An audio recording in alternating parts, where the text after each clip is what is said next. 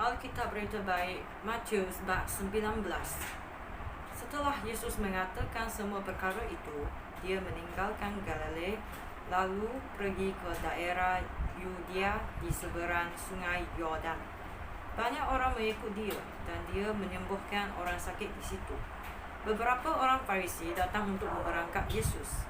Mereka bertanya, adakah Taurat kita membenarkan seorang lelaki menceraikan isterinya dengan sebarang alasan? Yesus menjawab, belum pernahkah kamu baca ayat Alkitab yang mengatakan bahawa pada mulanya Allah menjadikan orang lelaki dan perempuan. Kemudian Allah berfirman, itulah sebabnya seorang lelaki meninggalkan ibu bapanya dan bersatu dengan isterinya, lalu kedua-duanya menjadi satu. Dengan demikian mereka bukan lagi dua orang, tetapi satu. Oleh itu, mereka yang telah disatukan oleh Allah tidak boleh dipisahkan oleh manusia. Orang Farisi di situ bertanya kepada Yesus, jika demikian, mengapa Musa memberikan hukum yang membenarkan seseorang menceraikan isterinya asal menulis surat cerai? Yesus menjawab, Musa membenarkan kamu menceraikan isteri kerana kamu terlalu sukar diajar. Tetapi sebenarnya bukanlah demikian pada mulanya. Ketahuilah, sesiapa menceraikan isterinya kecuali kerana perzinaan, orang itu berzina jika dia berkahwin lagi dengan wanita lain. Pengikut-pengikut Yesus berkata kepadanya, jika demikian, halnya dengan kehidupan suami isteri, lebih baik tidak berkahwin. Yesus menjawab, tidak semua orang dapat menerima ajaran ini. Hanya mereka yang sudah dikurniai oleh Allah kemampuan untuk menerimanya. Banyak sebabnya mengapa orang tidak berkahwin. Ada yang dilahirkan demikian, ada yang dijadikan mandu, dan ada pula yang tidak berkahwin supaya dapat mengabdikan diri kepada Allah. Biarlah orang yang sanggup menerima ajaran ini berbuat demikian. Beberapa orang membawa kanak-kanak kepada Yesus supaya Yesus meletakkan tangannya pada kepala kanak-kanak itu dan mendoakan mereka. Tetapi pengikut-pengikut Yesus memarahi orang yang membawa semua kanak-kanak itu. Yesus berkata kepada pengikut-pengikutnya, biarlah kanak-kanak itu datang kepadaku. Jangan larang mereka, kerana orang seperti inilah yang menikmati pemerintahan Allah. Yesus meletakkan tangannya pada kepala semua kanak-kanak itu. Kemudian dia pergi. Pada suatu hari, seorang lelaki datang kepada Yesus. Dia bertanya, Guru, perbuatan baik apakah yang harus saya lakukan supaya beroleh hidup sejati dan kekal?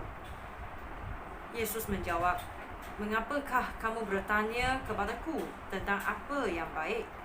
Hanya Allah yang baik. Taatilah hukum Allah jika kamu hendak beroleh hidup sejati dan kekal. Hukum yang mana? Tanya orang itu. Yesus menjawab, jangan membunuh, jangan berzina, jangan mencuri, jangan berikan kesaksian palsu, hormatilah ibu bapamu, dan kasihilah sesama manusia seperti kamu mengasihi dirimu sendiri. Semua hukum ini sudah saya taati. Jawab orang muda itu. Adakah lagi yang harus saya lakukan? Yesus berkata kepadanya, jika kamu hendak menjadi sempurna, pergilah jual segala sesuatu yang kamu miliki dan berikan wangnya kepada orang miskin.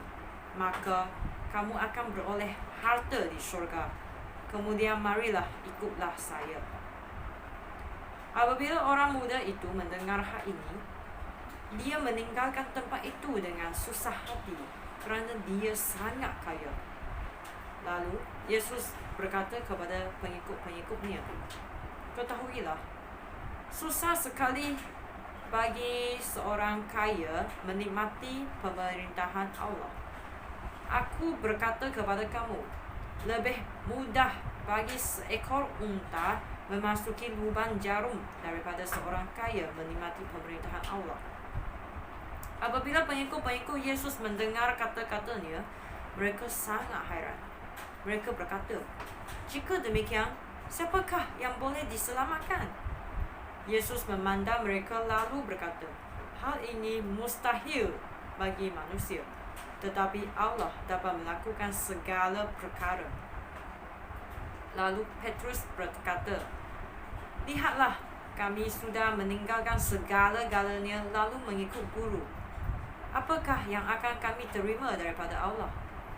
Yesus berkata kepada mereka, "Percayalah bahawa pada masa Anak Manusia duduk di atas takhtanya yang mulia di dunia baru Allah, kamu 12 orang pengikutku juga akan duduk di atas takhta dan memerintah 12 suku Israel.